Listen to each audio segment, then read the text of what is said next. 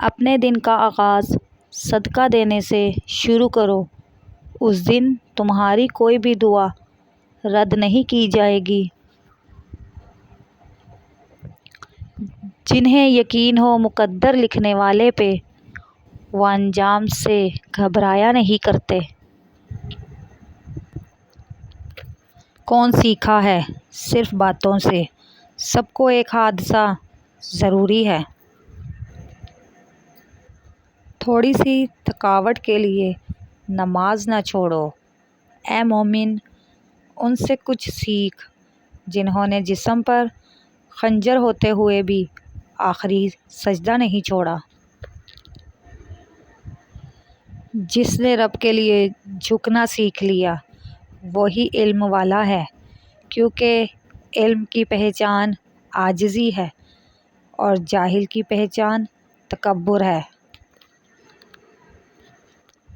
زمانے کا کام ہے مشکل میں ڈالنا، اور اللہ کا کام ہے مشکلوں سے نکالنے کے لیے ہزار راستے نکالنا۔ دونوں صورتیں یقین کی ہیں۔ کچھ لوگ اللہ پہ سب چھوڑ دیتے ہیں، کچھ اللہ کے لیے سب چھوڑ دیتے ہیں۔ میں قربان جاؤں اس رب پر جو دروازہ بھی وہاں سے کھولتا ہے جہاں سوچا بھی نہیں ہوتا۔ بے شک نماز سے زیادہ کسی اور چیز میں سکون نہیں۔ نصیب کا لکھا مل کر ہی رہتا ہے، کب، کہاں، کیسے، یہ سب میرا رب جانتا ہے۔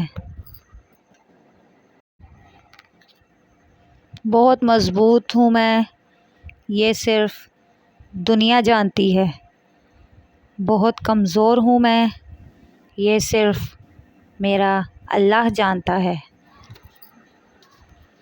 اگر کبھی ایسا لگے کہ تم تھک چکے ہو اور دعا مانگنا بھی مشکل لگے تو اللہ کے سامنے صرف ہاتھ پھیلا لیا کرو۔ تمہارے پھیلے ہاتھ اس بات کا ثبوت ہیں کہ تم رب کائنات کے محتاج ہو، اور بے شک میرا رب تو خاموشیوں کو بھی سن لیتا ہے۔ اپنی نیکی چھپانا آپ کی سوچ کا امتحان ہے، اور دوسروں کے گناہ چھپانا آپ کے کردار کا امتحان ہے۔ نماز وہ واحد حکم ہے جسے اللہ تعالیٰ نے آسمان سے وحی کے ذریعے نہیں اتارا، بلکہ اپنے محبوب صلی اللہ علیہ وآلہ وسلم کو آسمان پر بلا کر تحفے میں دیا۔ حضرت عمر رضی اللہ عنہ نے فرمایا، ہمیشہ سچ بولو، چاہے سچ بولنے سے تمہاری جان ہی چلی جائے۔ پھر زندگی نے مجھے صبر سے ملوایا، اور صبر کو پا کر میرے دل نے کہا، فَبِأَيِّ آلَاءِ رَبِّكُمَا تُكَذِّبَانِ۔ لوگوں سے ڈرنا چھوڑ دو، عزت اللہ دیتا ہے، لوگ نہیں۔ جب قرآن دل میں اترنے لگتا ہے تو اللہ سے شدید محبت ہونے لگتی ہے، پھر اس کے بندوں کے لیے دل میں محبت و خیر خواہی خود بخود پیدا ہو جاتی ہے۔ بے شک اللہ کے ذکر سے ہی دلوں کو اطمینان ملتا ہے۔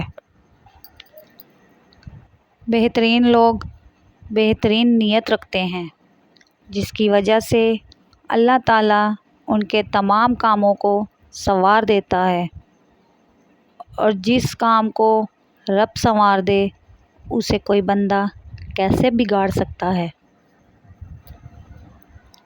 اپنی لڑکیوں کو بدصورت مرد کے حوالے نہ کرو، اس لیے کہ تمہاری پسند کی طرح ان کی بھی پسند ہے۔